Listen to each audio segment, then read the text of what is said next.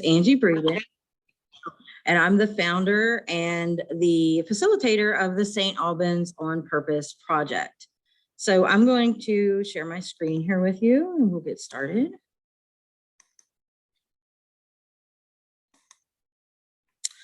Okay, so I'm presenting to you today from St. Albans, West Virginia, and I want to acknowledge that this is the traditional territory and homeland of the Shawnee, Adena, Monoton, and Yuchi people. So a little bit about my background before we get started. I have a disability and I have 4 children with disabilities. So I come to this work from a very personal perspective. I also do have professional work in disability advocacy. So I want to start off by asking you a question, and you can just answer this to yourself. And that is, have you ever felt lonely? Have you ever felt like you were isolated or like you didn't belong? I know I have certainly felt that way. And when I looked around and saw how my family, my children, my friends, and other people with disabilities, I saw, especially after they aged out of high school, how quickly that people could fall into isolation. And I really felt that disability services weren't adequately addressing that.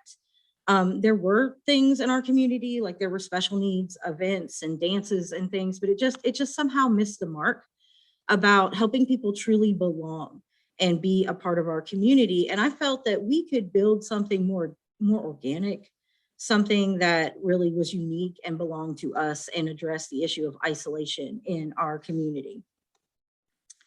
So that was the beginning of the On Purpose project. And I called it On Purpose because we wanted to be very intentional about inclusion and we wanted to be very intentional about community building.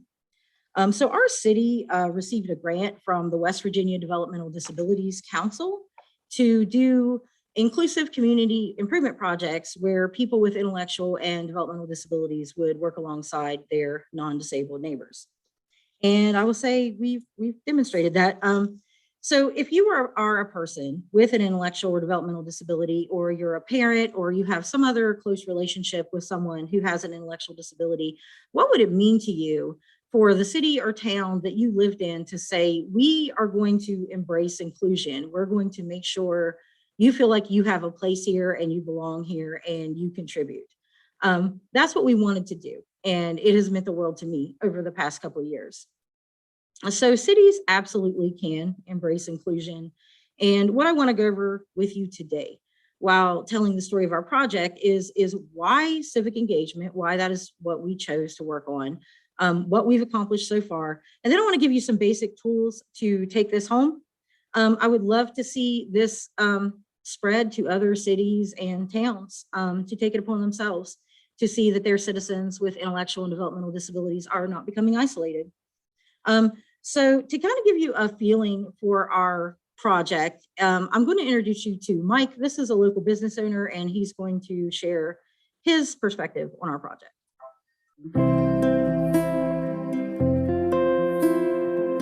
Hi, I'm Michael Irvin, and I'm the owner of Co-Over Coffee Company along with my wife, Rachel. A few years ago, we decided to move back to our hometown to be a part of a revitalization effort.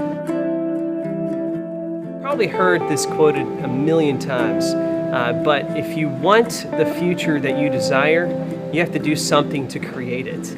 And one of the things that I have sought to do is be a part of the change that I've always dreamed of right here in my hometown of St. Albans. The On Purpose project is one of those ways that folks can be involved in change in your community, and specifically right here in my hometown of St. Albans. And so when the founders of the organization came to me with the idea, I'm like, this is exactly why I believe I exist, why I believe this business exists, is to help not just be the only person a part of changing things, but to help others be a part of it. And so, but one of the beautiful things about the On Purpose project is that it is inclusive. It is seeking to make our city a place where folks with disabilities, folks of all walks of life can be involved and can be accepted and have a role. And I'm very happy that I get to be a part of that. And I'm very happy that my business also gets to be a part of that. Okay, so why civic involvement? Why is this so important? Well, basically, civic involvement is healthy. It does a lot of good for people. Research has shown that the social connection of community creates safer neighborhoods, better schools. People are more likely to be physically active, have a sense of neighborhood pride, enjoy mental health, have more resources, and even have fewer risks for cardiovascular disease. So the bottom line is that research has shown us that participating in community organizations and civic life decreases social isolation and promotes health. So why is that so relevant to people with intellectual and developmental disabilities? Well, also, something else that research has shown is that this population is at higher risk for social isolation, and they are also at high risk for preventable health problems. So my hypothesis was, if civic engagement decreases social isolation and promotes health, then it is a way that communities can help us address the disparity in this population. So what happened? How has it turned out for us so far? So here's my data. So we got started in 2019 and we enrolled 15 people who have intellectual or developmental disabilities in this project so that we could keep data on them. And what we kept track of was how many relationships that people gained from being involved in civic life. And these are not paid relationships, but people who they counted as friends or close acquaintances. And the other item that we kept on was how people were spending their time. And for that, we used the American Time Use Survey, or the ATIS, from the Department of Labor Statistics, and we compared our group with that information. So we collected this information at the beginning and the end of each year of our grant cycle. And what we've learned so far from keeping track of this data is that the people in our projects have gained an average of 7 new relationships each. They've supported 17 different groups and organizations in the St. Albans area. We've actually done 28 projects so far. And let me see, and 160 citizens have worked directly with a person who has a significant intellectual or developmental disability on a project as a peer. So we were very pleased with that data so far. And also for our time use, for our civic involvement, what we found when we compared our group in the ATIS, which compares them to their same age peers, was that our group had 5 times the national average spent in civic engagement. So that's our numbers, but I want to dive more into the stories and the people in our community. So 2 things that we do really well with this project are we create a clear path to civic involvement and we promote citizen leadership. And during the pandemic, with all of its unique challenges, we were still able to create venues for people to come together over common interests and work in our community. And both people with and without disabilities have been able to take on leadership roles in our projects. So something that I want to do throughout this presentation is to point out to you some common threads that were foundational for successes in our project. So there were 2 paths that we basically utilized for community involvement. The first was to join something that already existed. The other thing was to create an opportunity or carve out a niche for people. So I'm going to start with, this is going to be an example of creating something from scratch. So this is a man who's taken on a leadership role in our community. This is Jimmy. So Jimmy was having some health issues and he wanted to get more physically active. So he and his family created a neighborhood walking club. There's something that I really want to drive home that has been a key foundation to the success of this project, is that you have to make space for people with intellectual and developmental disabilities to be in leadership roles. If you are a person without a disability, you need to be an ally in supporting the person with a disability to be seen and heard. Too often, this population has been pushed to the side. Their decisions are made for them. We worked really hard to try to make sure our projects were really what the person wanted to bring to the community. And that was the case with Jimmy. And I'm going to let him and his family tell you about his project. I'll try to make sure, if the sound doesn't work, please let me know and I'll fix it.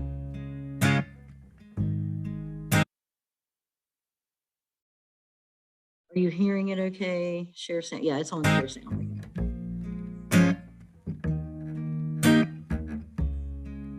We started working 2 days a week, and the first couple of weeks was a little tough on him, but he got through it. And once we do it now. I mean, he still has good days and bad days on this walking, but it's really helping him a lot.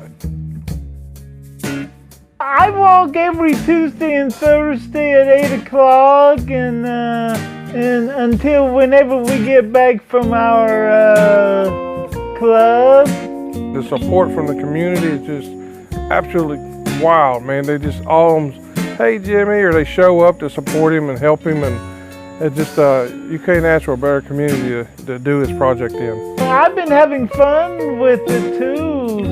Seeing all my old friends again.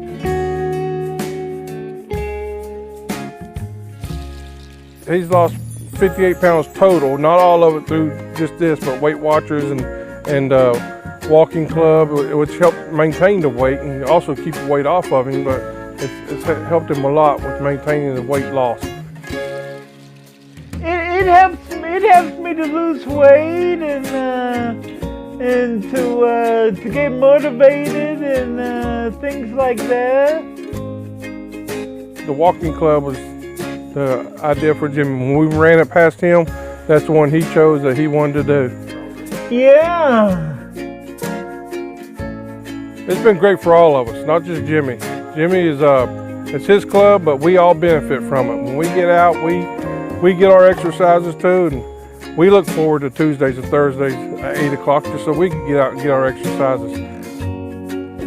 Just go out and enjoy the nice fresh air and not to fall down. It's important. It's nice to be in a small community where people know you. When you're coming by and everybody knows your name, everybody talks to you and hollers at you, and it pays to be involved with the community.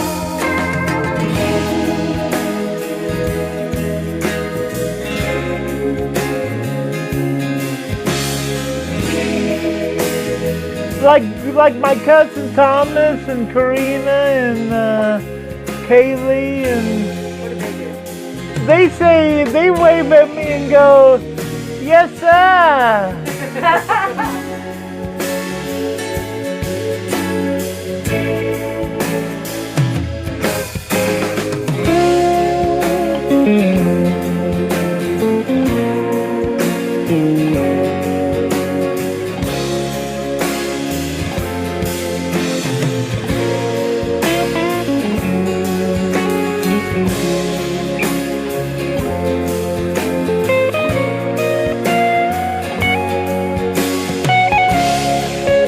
And it'd be great if everybody could join in and join in with the walk on Tuesdays and Thursdays. Just show up. I mean, show up and walk. If you can't walk a mile, that's okay. You can take your time, walk as far as you feel comfortable, and turn around and come back.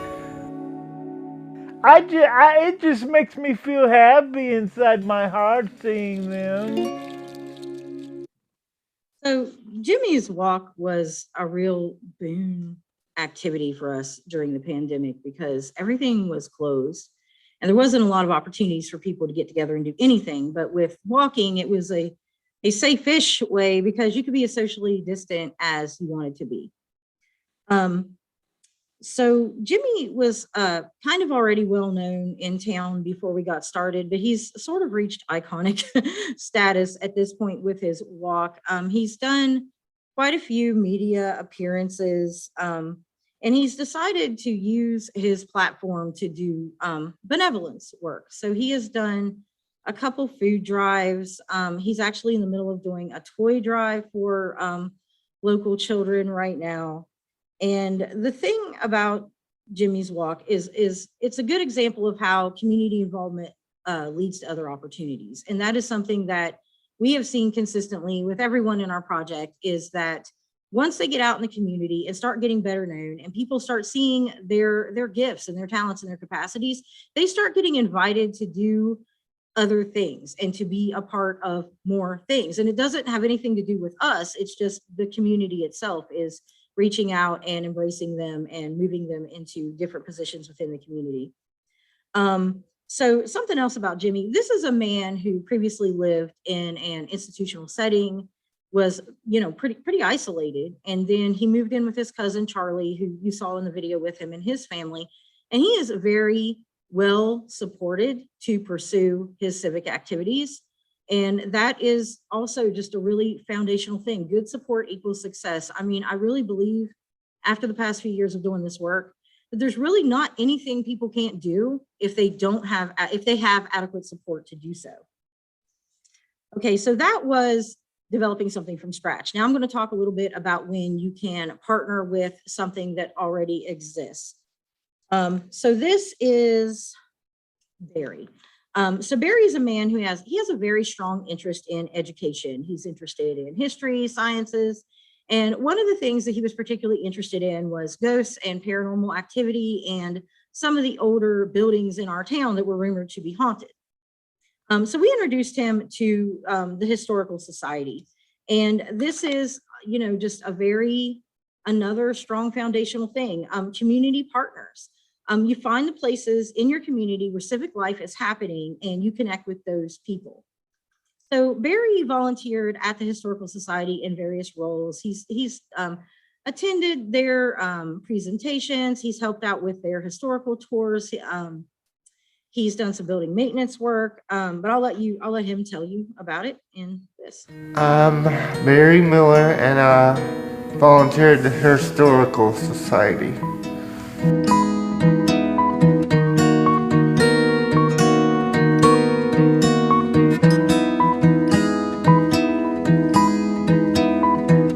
I love St. Albans because it's my home.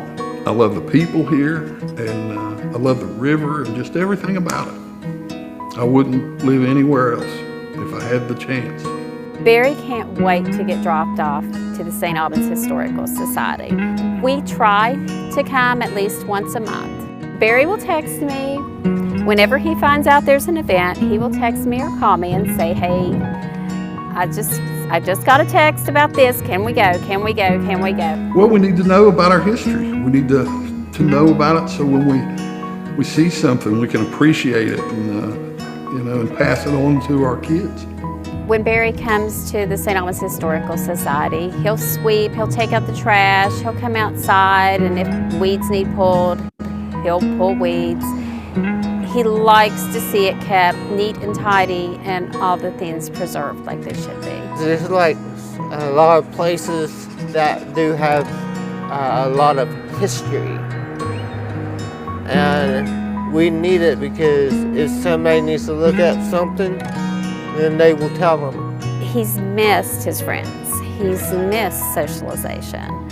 And this has allowed him a great outlet to come and spend some time, a couple hours, whether it be on Saturday or whenever they have an event, to come and hear people talk. And he really enjoys seeing all the items in the Historical Society. It's really fascinating. He has a big interest in history anyway. It's all the history, all the cool stuff.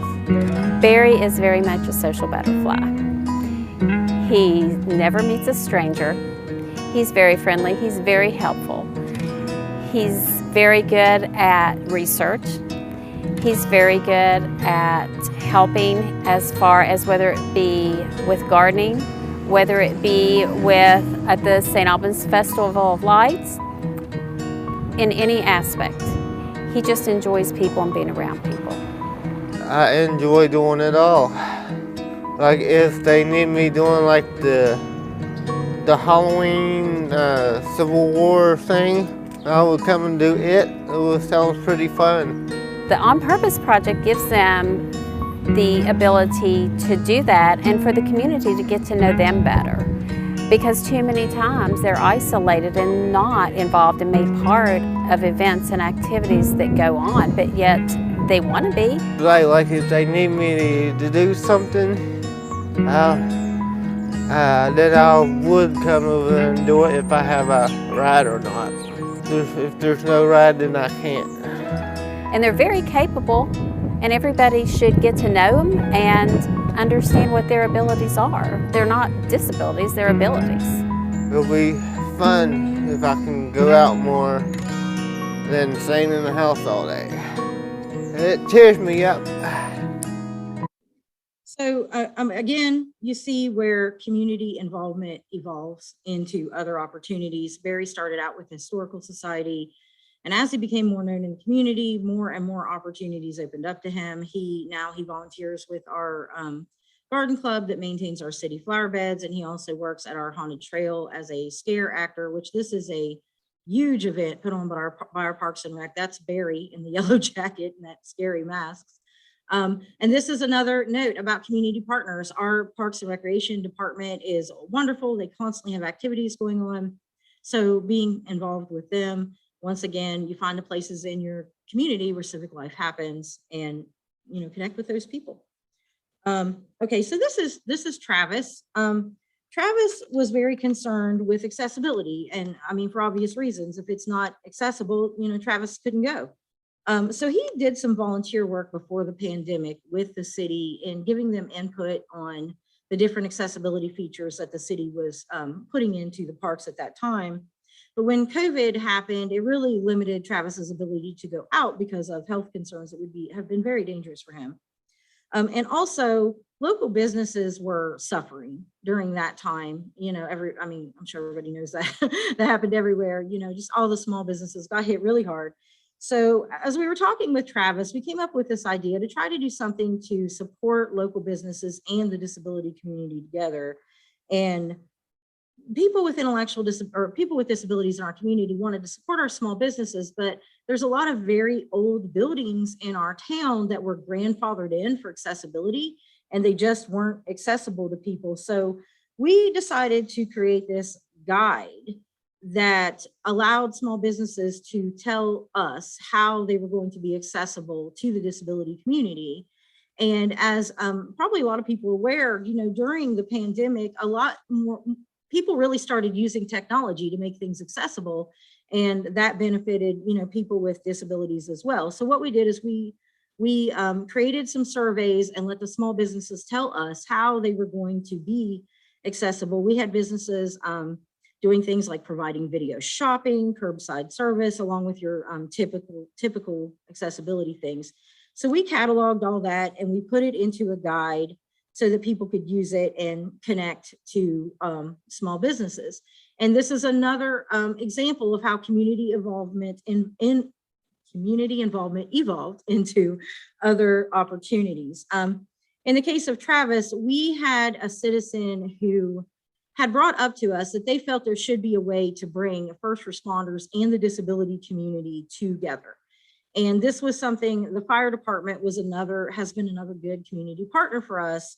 And we decided to create an event where first responders and the disability community would come together, talk about accessibility, and just kind of connect and build trust between the two groups. So we had this very large first responder disability awareness event where we had all these first responders come out. We also had lots of community members come and be engaged with having booths to provide like food, giveaways. It was a very, very fun community event. And it really benefited not just the disability community, but the first responders as well. And so this is our fire marshal, Chris. I'm going to let him tell you about this event. In our job, one of the hardest things to do is have effective communication, but it's also a key component of every aspect of our job and every aspect of emergency response. And if someone has a disability that becomes a barrier to that communication, I think we have a responsibility to do whatever we can to overcome and encourage better communication.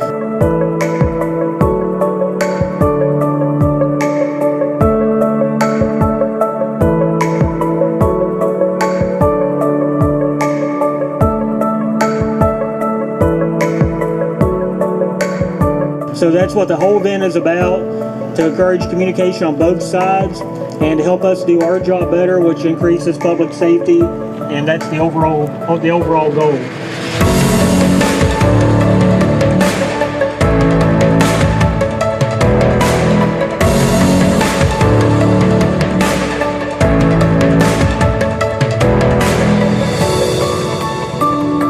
So I'm going to go ahead and stop that video. It's a lot of really cute kids playing in the water, but you can watch it on our YouTube because it will take up some time.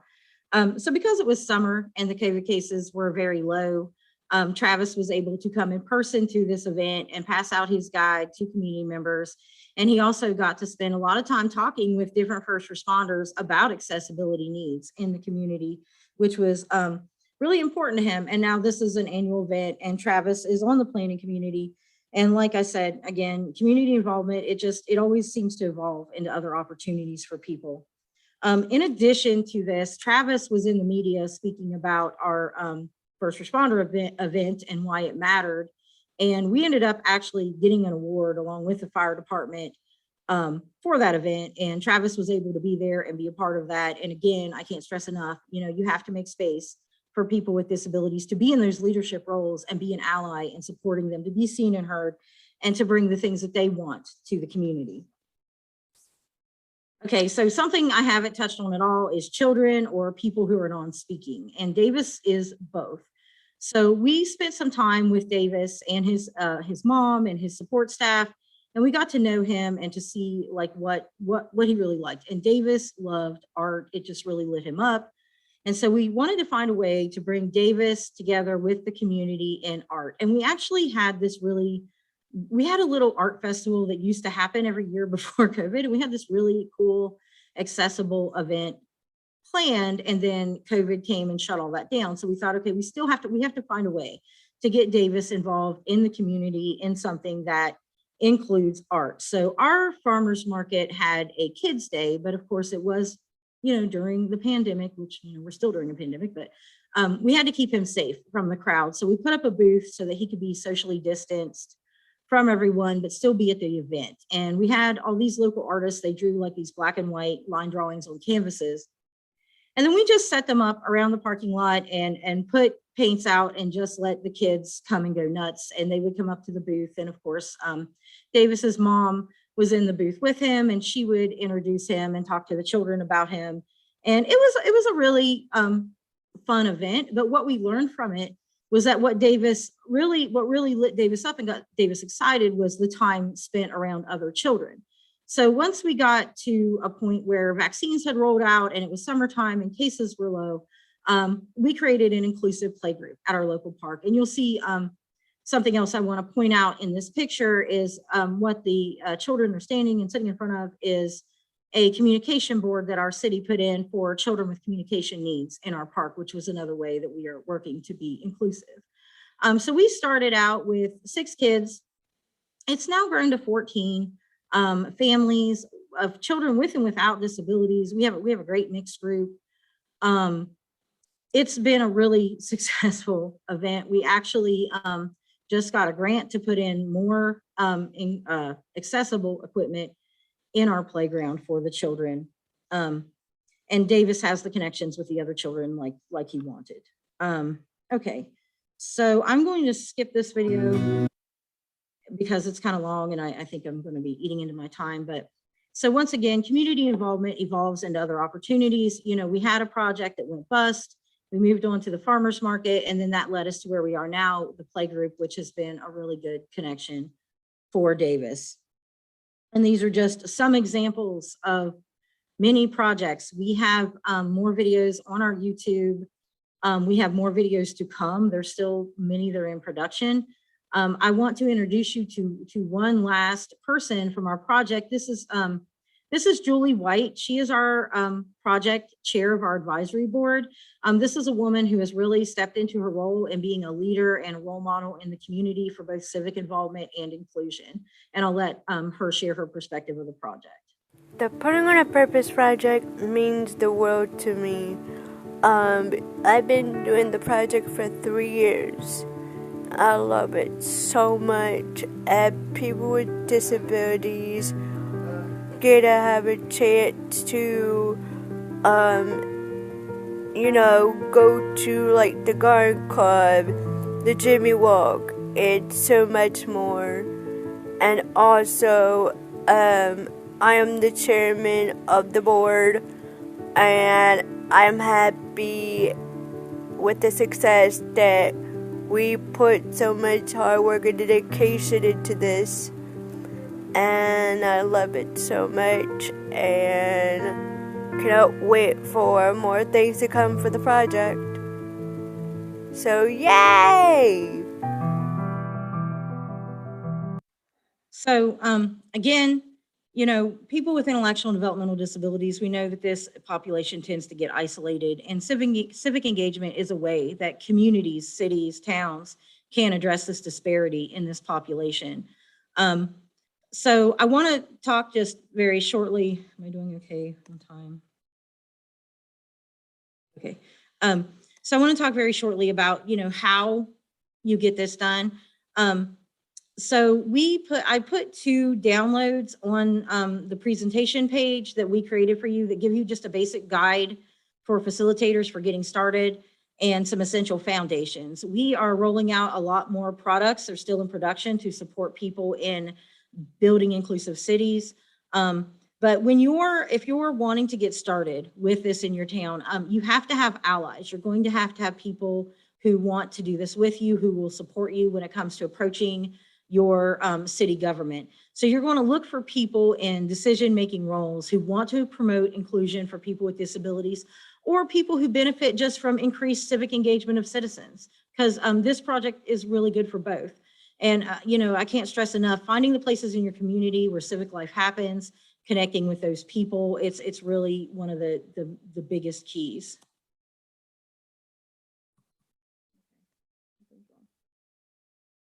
Okay, there we go. All right, so this is a basic rundown of what's in the 2 guides that I have there for you. You know, again, making space for the people with intellectual and developmental disabilities to be in the leadership roles and being an ally and supporting them to be seen and heard with their goals. Something that parents and supporters can do is, you know, have a schedule that allows weekend and evening availability, because that is when civic life generally occurs.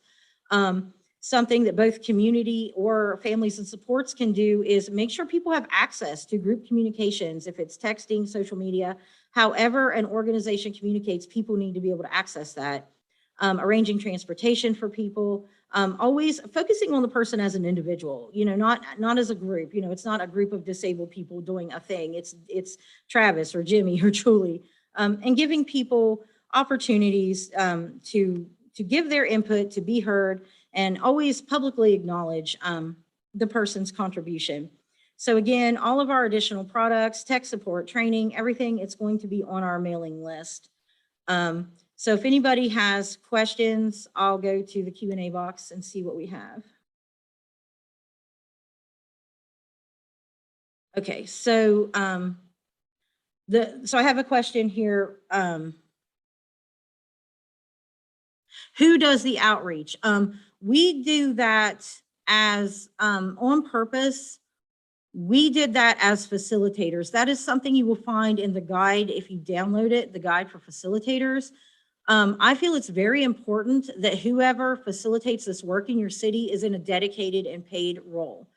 Because most cities don't have an inclusion facilitator, it is really easy for this work to get lost or buried in all the things that tend to be going on in a community.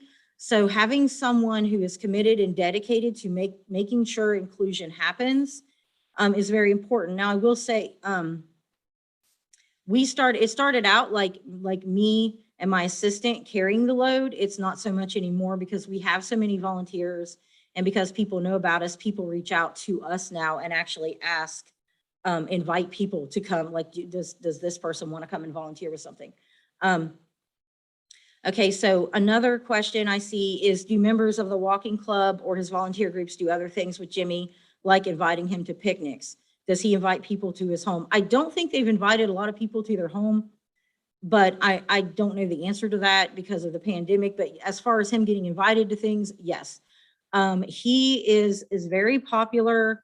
He and his family are civic-minded people, and they're involved in a lot of activities. So Jimmy gets invited, I mean, not only to do media appearances, he gets invited to do other things with people, other social activities to people as well.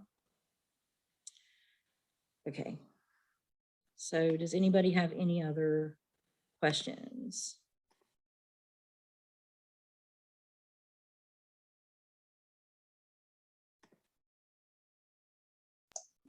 Have you uploaded your PowerPoint to the TASH website to be shared? I think so. If not, I can. I do have the 2 guides. I know they uploaded today. Okay, so if you're in a larger community, what segment of the civic community have you found to be most responsive? So in our case, I live in a small town. We're about 10,000 people. So for example, when I wanted to start our project, I literally just called the mayor's cell phone and asked. So obviously it's going to be different in a bigger city. That's why in the guide, you need to look at how do things get, so the first thing you would want to look at would be like, how do things get done in your city and who is the person you need to approach? As far as what segment of the community has been most responsive, I really don't feel like there's anyone that we have approached that has not been responsive. It has been a very positive experience overall. Most people are receptive. Some people did need maybe a little bit of warm up if they hadn't had a lot of experience with people who had disabilities. We tried to be very low key. I would go with the person, we'd make sure they had adequate support and just, made sure that we supported them to be successful.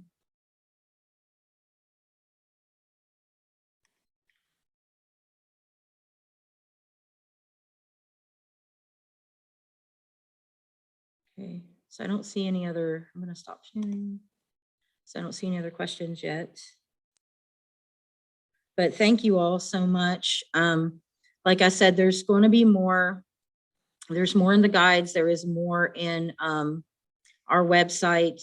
If you follow our YouTube, our social media, and we have a mailing list as well, as those products to support people to do this work come out, you will be made aware of them.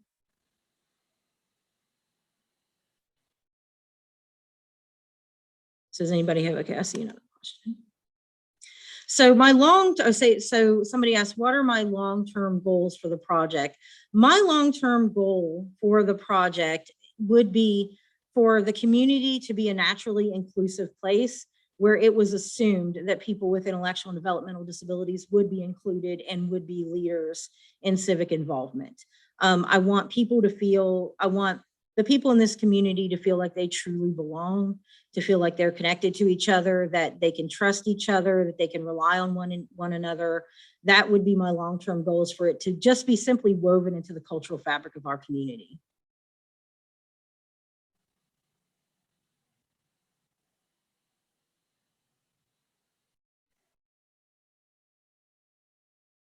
You are welcome. I'm glad it's helpful. Like I said, there'll be more things coming out for people to enjoy or to take advantage of to support you and do this work. I mean, I can say it's been a really good experience to see people have the opportunity to just make friends and be connected, and it be a very, naturally supportive relationships, and not all paid relationships, not all support staff. I mean, I'm sure this is not special to West Virginia, but we have very high turnover in direct supports, and it's hard for people to keep the support they need to do what they want to do in their daily lives. We have, I think, about 39,000 people with intellectual and developmental disabilities in our state, and we have probably the highest unemployment rate of people with disabilities in the country, I believe was the statistics a couple of years ago that I read. So being engaged with the community, being connected, knowing people, I mean, it's an avenue for things to continually open up for people. I mean, my hope, I would like to see some of the people in our project become gainfully employed through the people they've met. I feel like had we not had the pandemic, we might be further along than we are now. But, we had months where we didn't know. I mean, we're all in the same boat with it. So, thank you. Like I said, I appreciate that, Veronica. I have 4 children. One of my children is very significantly disabled as well. It's personal to me. This is my town. This is where I live. I didn't want to see what I had unfortunately seen with other people, where they aged out of high school and then they just kind of dropped off the radar. My oldest son is 21. My youngest is 13. That was terrifying to me, the thought that they would be isolated. And I really wanted to build that. I thought, you know what, I feel like we can build this in our town. We can make a town where, people with intellectual disabilities aren't forgotten when they leave high school, and they don't just disappear. somewhere, that everybody knows them and that we're all connected. So does anybody have any other, I see another, okay. Oh, you're welcome.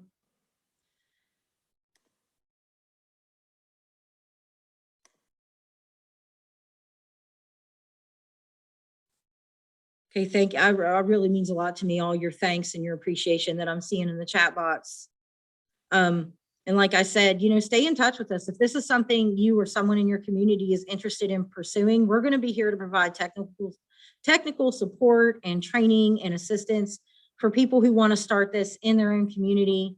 I can come and train people. I can train people on Zoom. There's so much more that I could share that I didn't feel like I could. I thought it was more important to show you the people and show you what this looked like in our community instead of just going over technical things. But I am more than happy to go that route, in training with people, because I feel like it's not something that I saw a good roadmap for. Like we kind of had, there's a lot of good stuff out there about community involvement, but to actually get your city involved and have them, supporting it and it being kind of like a city sanctioned thing was what was really exciting to me.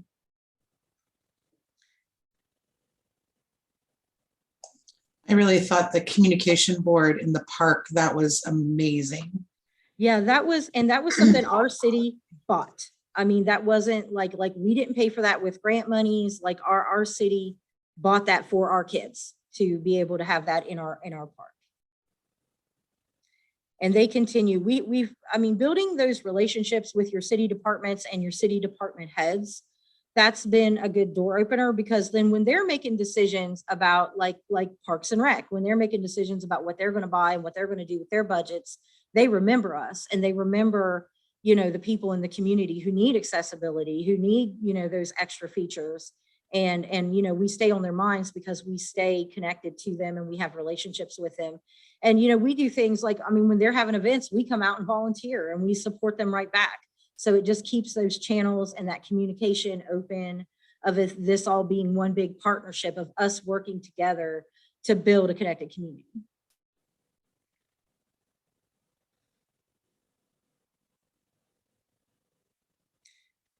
And I appreciate you guys so much. Thank you, everyone who came out. I'm glad that I got to share this project with you. This was a long time coming, hard work, dream of mine, and I've been very happy with the outcome that we have had so far.